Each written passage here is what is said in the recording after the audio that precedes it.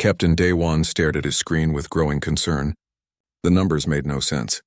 His ship, the Coalition survey vessel Harmony's Edge, had picked up something impossible near the Terran colonies. The energy signature suggested a massive vessel, over 15 kilometers long. But humanity wasn't allowed to build anything that large. "Run the scan again," Daewon ordered his crew. He was a careful man, 42 years old with 15 years in the Coalition Navy. He didn't make mistakes with his readings. Lieutenant Hyun-woo looked up from his tactical station. The young officer was only 28, but he had sharp eyes for data. "Sir, I've run it 3 times. The signature is definitely there, and it's definitely human in origin." Daewon felt his stomach tighten.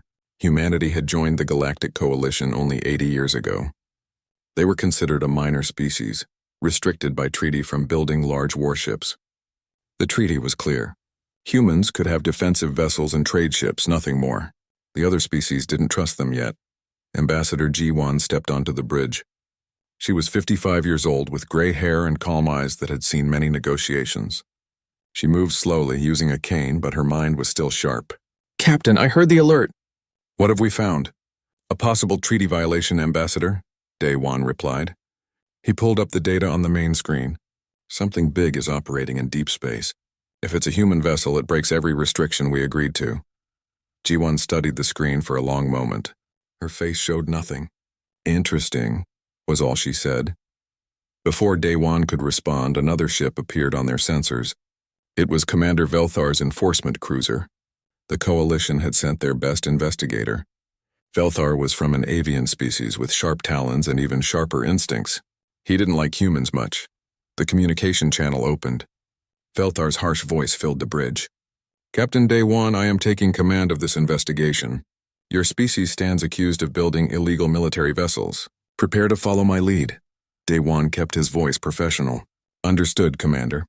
We're ready to cooperate fully." The 2 ships traveled together toward the coordinates where the signature had appeared. Hyun-woo kept analyzing the data, his fingers flying across his console. "Sir, this is strange. The energy pattern doesn't match any current Terran designs.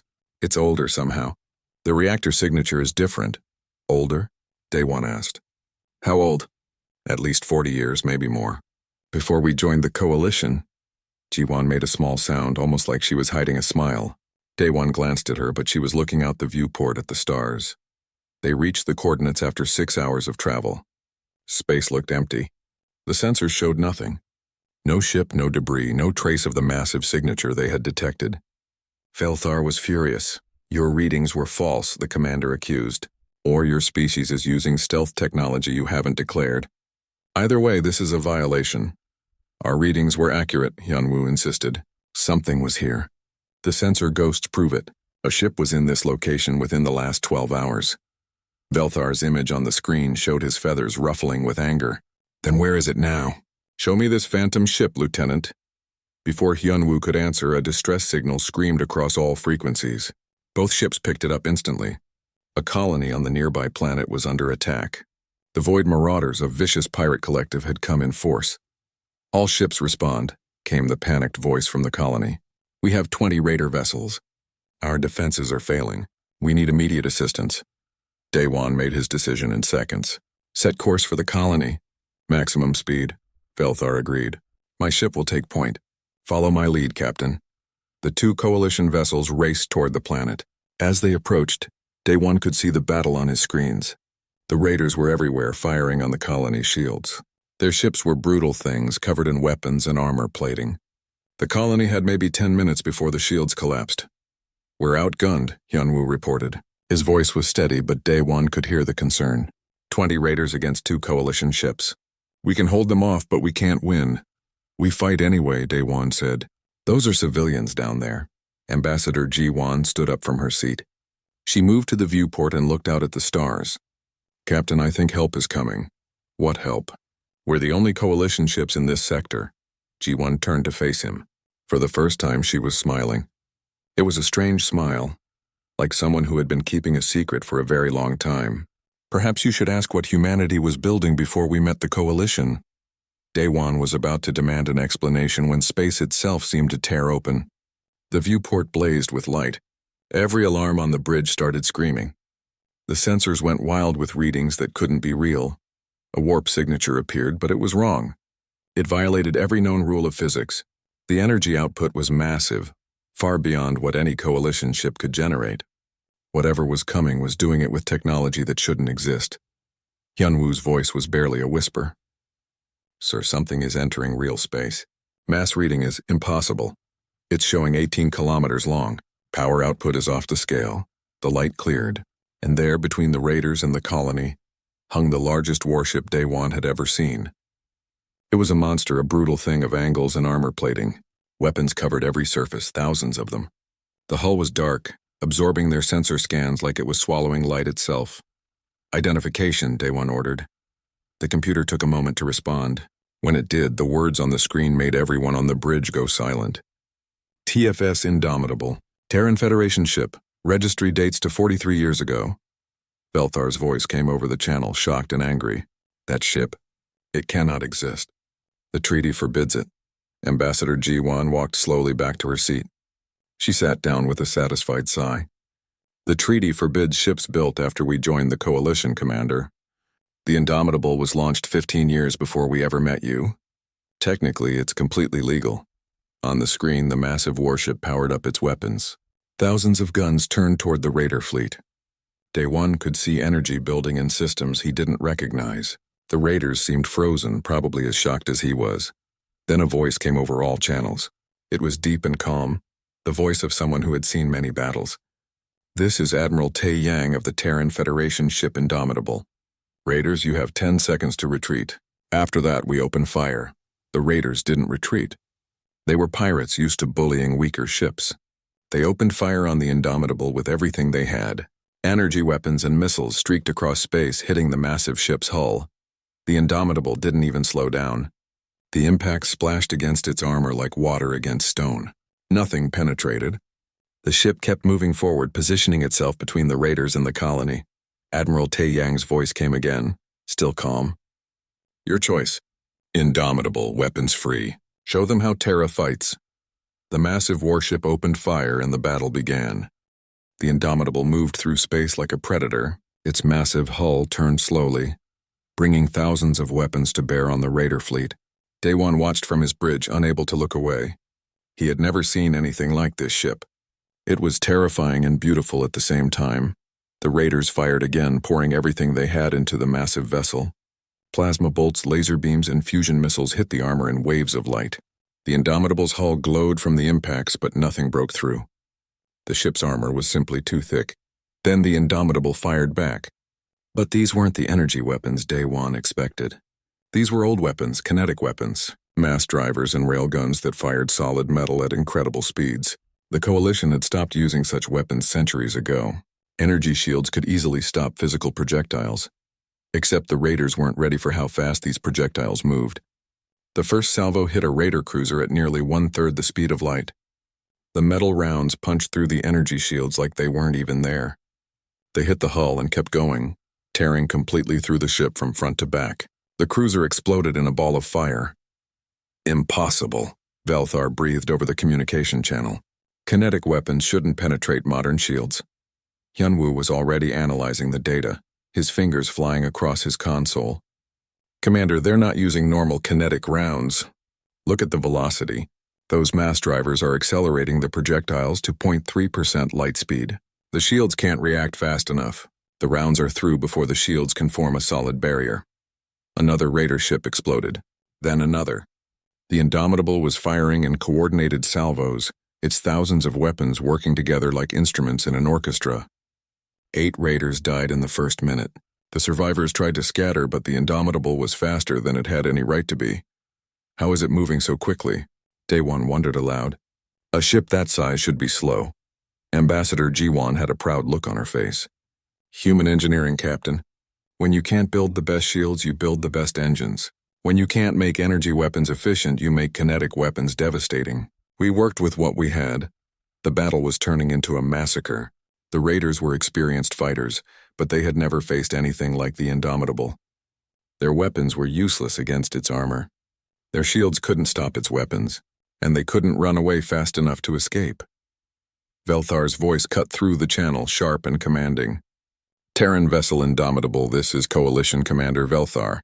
You will cease fire immediately and submit to inspection.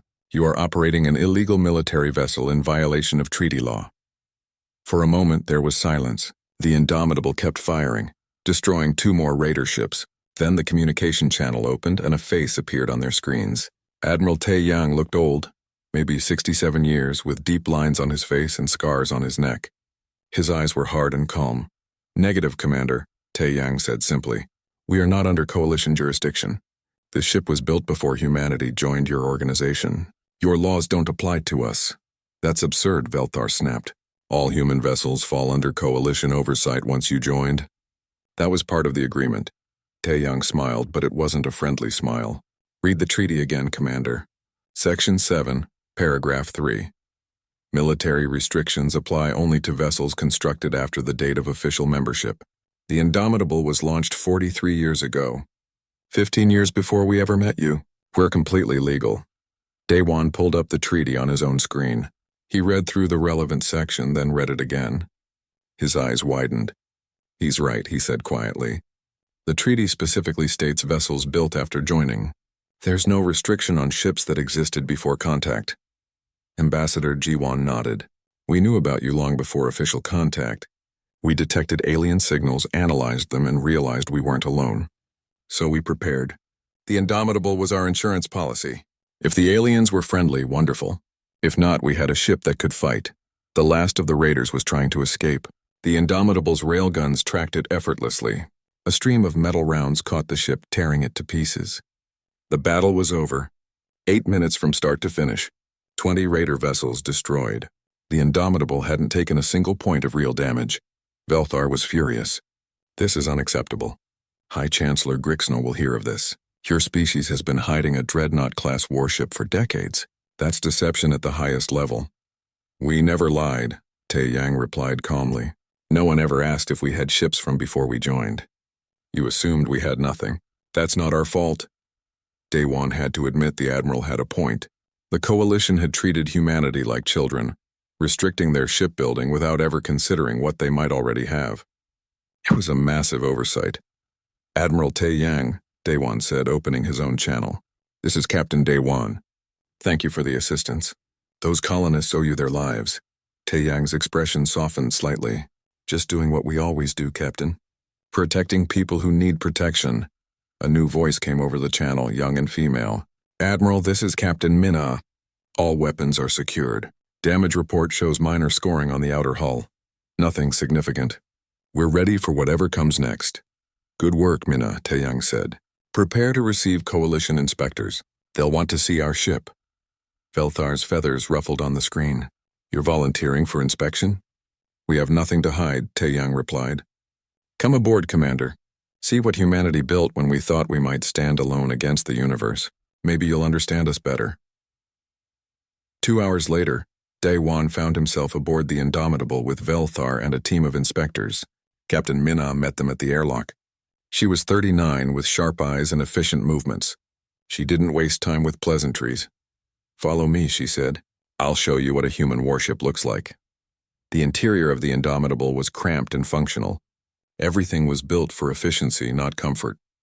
The corridors were narrow. The crew quarters were small, but everything was solid, overbuilt, designed to take damage and keep working. Your crew must hate these conditions, Velthar observed. Minna shrugged. We manage. Comfort isn't the priority when you're building a ship to fight unknown aliens. Survival is the priority. She led them to the engineering section where Chief Engineer Sang-hoon was working. He was 45, covered in grease, and looked like he hadn't slept in days. He glanced up at the visitors and nodded. Welcome to the heart of the beast, Sang-hoon said. This is a matter-antimatter reactor, built using principles humanity developed before we met you. We couldn't make it as efficient as coalition reactors, but we made it powerful. Raw power was what we needed. Velthar's scanner was going crazy. This reactor design predates antimatter treaty regulations. How long has this been operational? 43 years non-stop, Sang-hoon said proudly. We built things to last. Every system has 3 backups. Every backup has analog controls. We assumed we'd be fighting alone, damaged, far from help, So we made a ship that could survive anything. Dr. Yunji appeared from another section, carrying a data pad. She was 34, with quick movements and intense eyes. Commander Velthar, you should see this. Our sensor data from the Raider battle. I think you'll find it interesting. Velthar took the data pad and studied it. His eyes widened. These impact calculations. Your kinetic weapons generated more destructive force than our plasma cannons. How is that possible? Physics, Yunji explained. Energy weapons are efficient, but kinetic weapons at high velocity carry enormous force. Mass times velocity squared.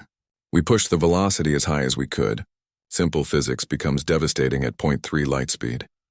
The inspection continued for hours. Every section of the ship revealed the same philosophy. Build it strong, build it tough, make it work when everything else fails. The Coalition inspectors were amazed and disturbed in equal measure. The Devourer swarm emerged from quantum space like a plague of insects. Their bioships were living creatures, massive and terrible. Each one pulsed with bioluminescence, glowing with sickly green and purple light. Their hulls were covered in chitinous armor that looked organic and wrong. They moved with purpose, flowing toward the Coalition fleet like a wave of death. Thrakenor watched from his flagship's bridge. He had fought many battles, but he had never seen anything like this. 2,000 enemy ships, each one a nightmare of biological engineering. All ships, Battle Formation Alpha. Prepared to engage at maximum range. The Coalition fleet moved into position. Energy weapons powered up, their charging systems humming with deadly force. Plasma lances extended. Photon torpedoes loaded into tubes. Shield strengthened to maximum. Every ship was ready. Fire at will, Thrakenor commanded. The Coalition fleet opened fire.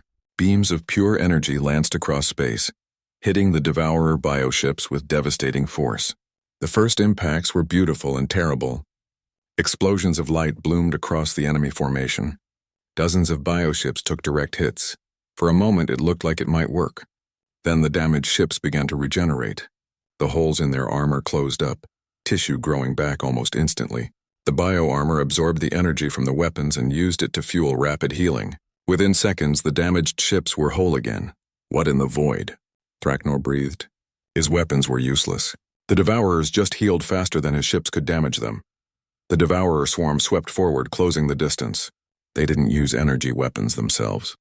Instead, they fired organic projectiles, living missiles that burrowed into shields and exploded. Their tactics were simple but effective. Swarm the enemy, overwhelm their defenses, tear them apart. Coalition ships began to fall. A cruiser's shields collapsed under the assault, and Devourer bioships swarmed it, tearing into the hull with organic weapons. The cruiser exploded, then another ship died, then 3 more. The Coalition fleet was being destroyed piece by piece. All ships fall back to secondary positions, Thrakenor ordered. He hated to retreat, but staying here meant death. 40 ships were already gone. They had been fighting for only 30 minutes. Admiral Taeyang watched from the Indomitable's bridge.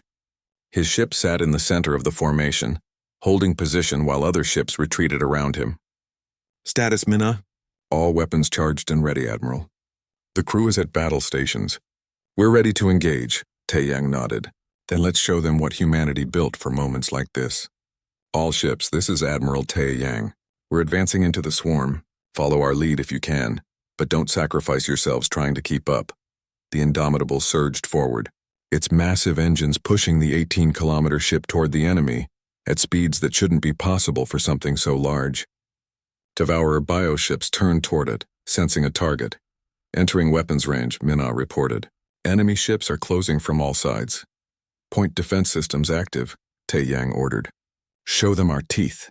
The Indomitable's hull was covered in thousands of close-in weapon systems. Small rapid-fire guns designed to destroy incoming missiles and fighters. Now they turned on the Devourer bioships. Streams of solid metal rounds poured out, creating a wall of death around the massive warship. Devourer bioships hit that wall and died. The kinetic rounds punched through their armor, and unlike energy weapons, the physical damage couldn't regenerate fast enough. The bioships tried to swarm closer, but the point defense cut them down by the dozens. Main weapons prepare to fire, Taeyang said calmly. Target the largest concentration of enemy ships. Sang-hoon's voice came over the internal communication from engineering. Sir, I'm routing all non-essential power to the mass drivers. We'll have maximum velocity on these shots. Good work, Sang-hoon. Fire when ready. The Indomitable's main weapons opened fire. 4,000 mass drivers and 800 railgun batteries fired in perfect coordination. The metal rounds streaked across space at 0.3 light speed. When they hit the Devourer formation, the result was catastrophic. Bioships exploded. The kinetic rounds carried so much force that they punched completely through multiple ships, each round destroying 3 or 4 enemies before its energy was spent. The Devourers had never encountered weapons like this. Their bioarmor, designed to regenerate from energy damage, was useless against pure physical destruction. Daewon watched from the Harmony's edge, his mouth hanging open. They're tearing through them. The Devourers can't regenerate fast enough. Hyunwoo was frantically recording combat data. Sir, the Indomitable is generating more destruction than our entire fleet combined.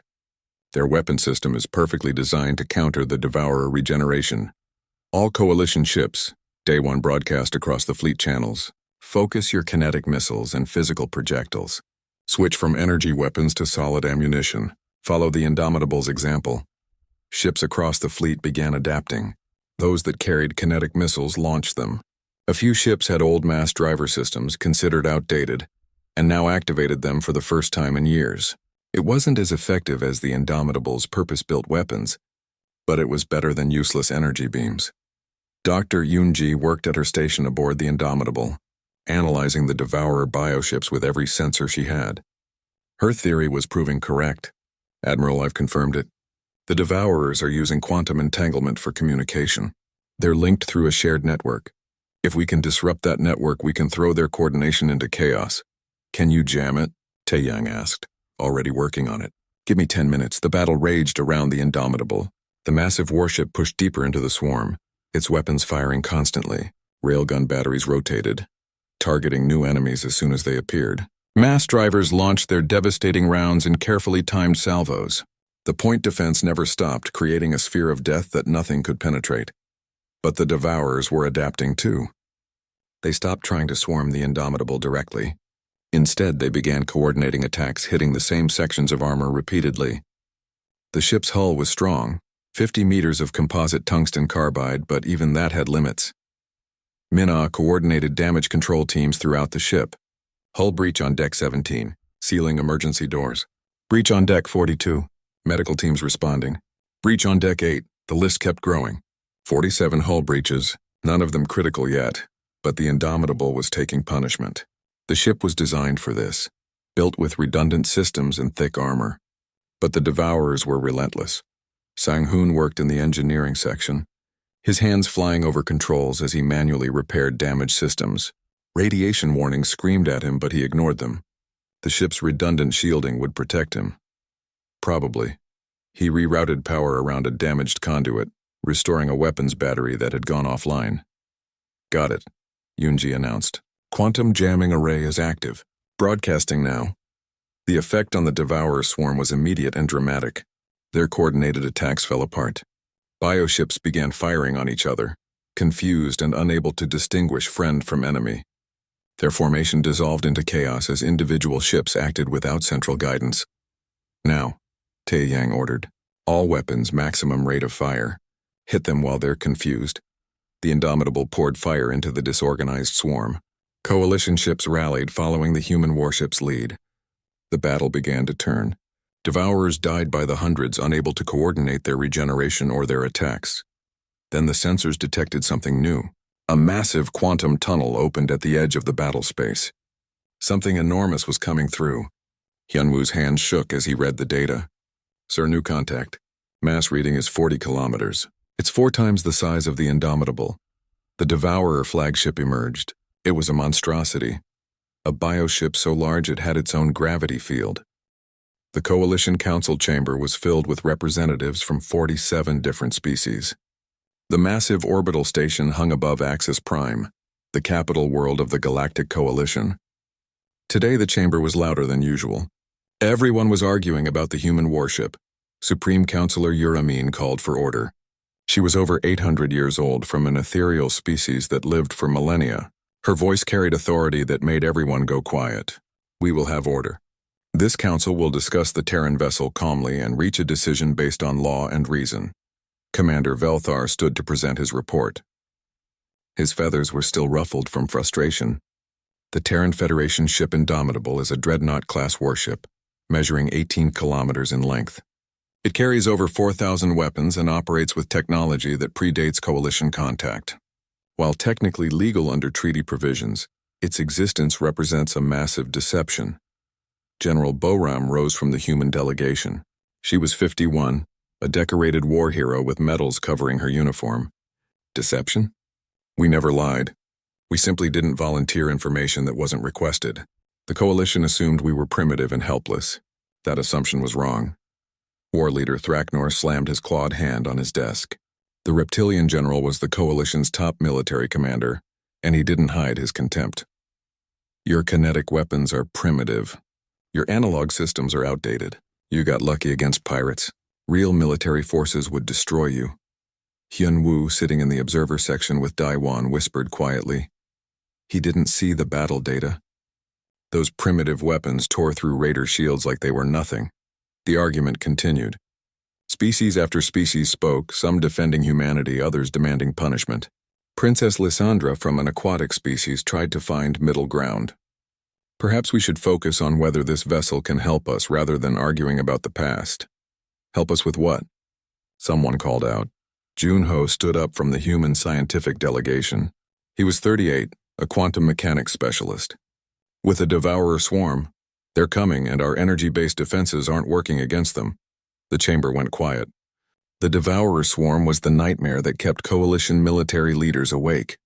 An extragalactic threat they had appeared 6 months ago and already destroyed 12 systems. Their bioships regenerated damage almost instantly when hit with energy weapons. Every Coalition fleet sent against them had been destroyed or forced to retreat. Junho brought up holographic displays showing devourer bioarmor. Look at this analysis. The bioarmor regenerates by absorbing energy and converting it to mass. Energy weapons actually feed their regeneration. But physical trauma, kinetic damage, that breaks the cellular structure faster than it can repair. Are you suggesting your primitive kinetic weapons could succeed where our advanced energy weapons failed? Thraknor demanded. I'm suggesting diversity in warfare doctrine might save us, Junho replied calmly. The Devourers adapted to fight energy-based weapons. They've never encountered a ship like the Indomitable. Admiral Tae Yang's hologram appeared in the chamber. He was transmitting from the Indomitable. Counselors, let me be clear. We'll fight the Devourers whether you approve or not. Humanity doesn't abandon people in need. But if you want our help officially, we have a price. Uramin leaned forward. What price? Full shipbuilding rights after this is over. No more restrictions on human military development. We've proven we can be trusted. We've proven our methods work. Let us build what we need to defend ourselves and our allies. The chamber erupted again. Many species feared giving humans unrestricted military production. Others argued it was fair payment for their help. The debate raged for hours. Ambassador Jiwan watched from the human delegation, saying nothing. She had known this moment would come for decades. The Indomitable had always been more than a warship. It was humanity's announcement that they belonged in the galaxy, that they deserved respect. Daewon found himself called to testify. He stood before the council, feeling the weight of 47 species watching him. Counselors, I witnessed the Indomitable in combat. I've served in the Coalition Navy for 15 years. That human warship performed better than any vessel I've ever seen. Its tactics were precise. Its weapons were devastating. And it saved a colony that would have been destroyed otherwise. You're human, Thraknor accused. Of course you defend your species. I'm a Coalition officer first, Daewon replied firmly. I follow the law and I report the truth. The truth is that the Indomitable is exactly what we need right now. The Devourers are coming. We need every advantage we can get. Velthar stood again. Daewon expected the commander to argue against humanity. Instead, Velthar surprised everyone. I initially believed the Indomitable was a threat. After inspecting the vessel and reviewing combat data, I've changed my assessment. The ship is a marvel of engineering. Its crew is professional and disciplined. And Captain Daewon is correct. We need this vessel in the fight against the Devourers. Uramin studied the gathered representatives. Let us vote. Should the Terran Federation receive temporary amnesty for the Indomitable's deployment, with full shipbuilding rights granted after successful defense against the Devourer swarm? The vote took an hour. Species caucused in groups, debating among themselves. Finally, the results came in. 31 in favor, 16 against. The motion passed. Thraknor voted against, along with 6 other military leaders. They left the chamber in anger, believing the council had made a terrible mistake. But the decision was made. Admiral Taeyang nodded on the holographic display. The Indomitable will report to the barrier line defense fleet immediately. We'll be ready when the Devourers arrive. 3 days later, the Indomitable joined the Coalition defense fleet at the barrier line. This was the last stronghold before the Devourers would reach core Coalition worlds. 200 Coalition ships gathered, the largest fleet ever assembled. Energy weapons bristled from every vessel. Shields powered up to maximum strength. Day 1 was there with the Harmony's Edge now assigned to the fleet's command group. Hyunwoo worked at his tactical station, coordinating sensor data from across the fleet. The young lieutenant had barely slept since the council vote, preparing tactical analyses for the coming battle. Dr. Yoonji was aboard the Indomitable, working with Sang-hoon to prepare the ship's systems. She had a theory about the Devourer's communication method, but she needed combat data to prove it. The coming battle would provide that data if they survived. Captain Minna walked the corridors of the Indomitable, checking every section personally. She knew her crew was ready, but she checked anyway. The ship was as prepared as it could be. Every weapon loaded, every system tested, every backup checked and rechecked. Admiral Taeyang stood on his bridge looking at the tactical display. The barrier line stretched across space, a defensive position chosen carefully. Behind it were the core worlds, billions of lives depending on this fleet to hold. Ahead was empty space waiting for the enemy to arrive.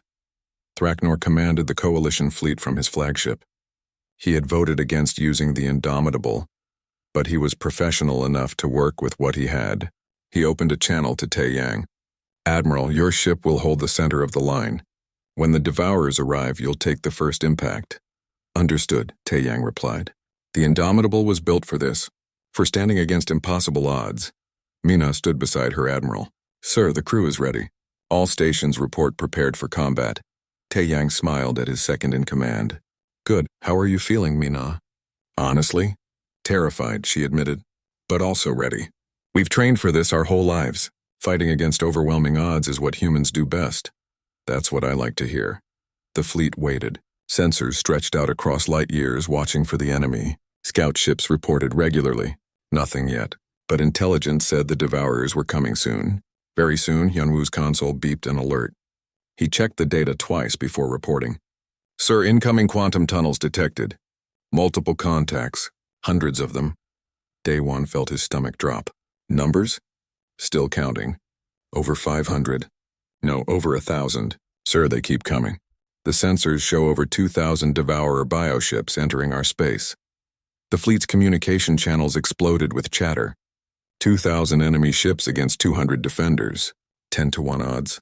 It was worse than the worst predictions. The Devourer flagship was a nightmare made real. 40 kilometers of living bioship, pulsing with bioluminescence that hurt to look at. Its armor was thicker than any they had seen before. Layers upon layers of regenerating tissue. Weapons covered its hull. Organic cannons that fired living projectiles. It moved slowly but with terrible purpose, heading straight for the Indomitable. Admiral Taeyang studied the massive enemy ship on his displays. He was 67 years old and he had seen many impossible situations in his life. This might be the worst. Analysis, Eunji. Can we hurt that thing? Dr. Eunji ran her calculations quickly. Our weapons will damage it, but it regenerates even from kinetic strikes. The flagship's bioarmor is too advanced. It can recover from physical trauma in minutes. We'd need to destroy it completely in a single strike, and we don't have weapons that powerful. Then we make one, Taeyang said calmly. He turned to Mina. Captain, begin evacuation of all non-essential sections. Engineering, medical, and weapons crews only. Everyone else gets to the escape pods, Mina stared at him. Admiral, what are you planning? We're going to ram it, Taeyang said simply. The Indomitable massing 450 billion metric tons at full acceleration. That's a weapon the flagship can't regenerate from. The bridge went quiet. Everyone understood what he was saying. Ramming the flagship meant destroying the Indomitable. It meant probable death for everyone who stayed aboard. Sir, Mina said quietly, the crew won't leave. You know that, Taeyang smiled sadly. I know. but I have to give them the choice. All hands, this is the Admiral. We're going to ram the Devourer flagship. Anyone who wants to evacuate has 5 minutes to get to the escape pods. No judgment, no shame. You've all served with honor. Sang-hoon's voice came over the communication from engineering. Admiral, engineering crew reporting. We're staying. Someone needs to keep the engines running at full power right up until impact. Similar reports came from every section. Medical teams staying to treat the wounded. Weapons crews staying to fire until the last second. Damage control teams staying to keep the ship operational. Out of 15,000 crew members, fewer than 100 took the escape pods. Daewon watched from the Harmony's edge, his heart in his throat. They're really doing it. They're sacrificing their ship to kill the flagship. Hyunwoo had tears in his eyes. They're the bravest people I've ever seen. The Indomitable turned toward the flagship, its engines pushing to maximum thrust. The massive warship accelerated, building up speed. The Devourer flagship recognized the threat and began firing, pouring everything it had into the approaching human ship. Organic projectiles slammed into the Indomitable's armor. Bioweapons burrowed into the hull, exploding deep inside the ship. Whole sections were torn open to space. But the ship kept coming, its engines roaring with power that shouldn't be possible. All weapons, continuous fire, Tae-yang ordered. Concentrate on the flagship's core. We need to weaken it before impact. Every mass driver on the Indomitable fired at maximum rate. Railguns poured streams of metal into the flagship's hull. The concentrated kinetic barrage punched through layers of bioarmor, creating wounds even the flagship's regeneration struggled to close. The flagship's core was exposed, its central quantum communication node visible. Minna coordinated the weapons fire with perfect precision. Port batteries firing, starboard batteries firing, dorsal batteries firing. Target the node. Hit it again. Keep firing. The flagship's quantum node took hit after hit. It began to fail, its bioluminescence flickering. The Devourer fleet's coordination was breaking down even further. But the flagship was still functional, still dangerous. 30 seconds to impact, Minna reported. Her voice was steady, calm, ready. Tae-yang looked around his bridge. His crew worked at their stations, faces set with determination. These people had served with him for decades. They had known this day might come. It's been an honor serving with all of you, he said. The crew responded together, a chorus of voices. The honor was ours, Admiral. Sang-hoon pushed the engines beyond their safe limits. Warning alarms screamed throughout engineering, but he ignored them.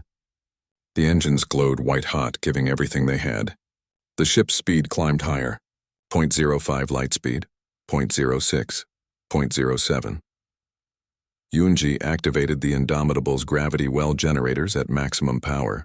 The generators created a focused gravitational field ahead of the ship, pulling the flagship toward them, while pushing the Indomitable forward faster. The two massive vessels hurtled toward each other with unstoppable force. 10 seconds, Minna said. All hands, brace for impact, Tae-yang ordered. At the last moment, every weapon on the Indomitable fired simultaneously. 4,000 mass drivers, 800 railguns, 200 missile tubes, all launching their rounds into the flagship's exposed core. The quantum node shattered under the barrage. The flagship's regeneration stopped, its coordination with the fleet severed. Then the Indomitable hit. The impact was beyond description. 450 billion metric tons of human warship traveling at 0.07 light speed, colliding with a 40-kilometer bioship. The kinetic energy released was comparable to a small star's output. Both ships tore apart, metal and biomatter mixing in an explosion that lit up space like a supernova. The Devourer fleet, suddenly without their flagship's quantum guidance, fell into complete chaos. They attacked each other, scattered in all directions, tried to flee. The coalition fleet, battered but still fighting, pursued them. Without coordination, the Devourers were just individual ships, dangerous but beatable. Daewon searched desperately through the debris field, scanned for survivors. Please, let there be survivors. Hyunwoo worked his console with shaking hands. I'm detecting escape pods. Multiple signals. They're weak, but they're there. The coalition fleet spread out, rescuing survivors from the destroyed Indomitable. Admiral Tae-yang was pulled from the wreckage of his bridge, barely alive. Minna was found in an escape pod she had been forced into at the last second by her crew. Sang-hoon was discovered in engineering, unconscious but breathing. Dr. Yoonji had survived in a shielded laboratory section. Out of 15,000 crew members, 8,000 survived. The Indomitable was gone, torn to pieces, but the Devourer flagship was destroyed, and its fleet was in full retreat, jumping back through quantum tunnels to wherever they had come from. The Battle of Barrier Line was over. The Coalition had won. 6 months later, Day-Wan stood in the Coalition Council chamber, now promoted to Admiral. The chamber was different now. The atmosphere had changed. Humans were no longer seen as a minor species. They were respected, even feared. Supreme Counselor Uramin addressed the assembly. The council has voted unanimously. The Terran Federation is granted full shipbuilding rights and military parity with all Coalition species. The Technology Restriction Treaty is amended to allow unique defense doctrines, and Admiral Taeyang's sacrifice will be remembered forever. Admiral Taeyang sat in the human delegation, recovered from his injuries but retired from active service. He was now strategic advisor to the Coalition, helping to reshape their military doctrine. He looked older, tired, but satisfied. Captain Minna stood beside Day-Wan, wearing the uniform of a Coalition captain. She had been given command of a new ship, the TFS Indomitable II, twice the size of the original. "Sir, the new ship is almost complete. We launch in 3 months." "Good," Day-Wan said. "We'll need it." Because Dr. Yunji had made a disturbing discovery in her analysis of the Devourer quantum communications. The fleet they had fought was only a scouting force, barely 3% of the Devourer's total numbers. The main swarm was still out there in the void between galaxies. And they were coming. The Council had begun emergency ship production. Human kinetic designs combined with alien energy shields and advanced sensors. A new generation of warships that took the best from every species. The galaxy was preparing for war, but humanity had changed the Coalition forever. They had proven that primitive technology could be powerful, that different approaches had value, that sometimes the best weapon was the one nobody expected. Hyun-woo, now Day-Wan's permanent tactical officer, pulled up projections on a display. "Sir, at current production rates, we'll have over 1,000 hybrid warships ready in 15 years when the main swarm arrives." Day-Wan nodded. "The Devourers think they're coming to destroy a galaxy that fights with energy weapons. They're in for a surprise." Admiral Taeyang overheard the conversation and smiled. "That's the human way. We see impossible odds and we build something the universe says can't exist, something that shouldn't work. And then we prove everyone wrong. In orbit around Earth, shipyards worked day and night. Around Mars, Jupiter, and Saturn, construction platforms assembled new vessels. The Coalition species worked together, sharing knowledge and building a fleet that combined all their strengths. The Indomitable had been destroyed, but its legacy lived on. It had shown the galaxy that humanity belonged among the stars, that they were builders and fighters and survivors, that they would never stop trying to protect the people who needed protection. And when the Devourers came again, they would find a galaxy ready for them, ready to fight with weapons they had never encountered, ready to show them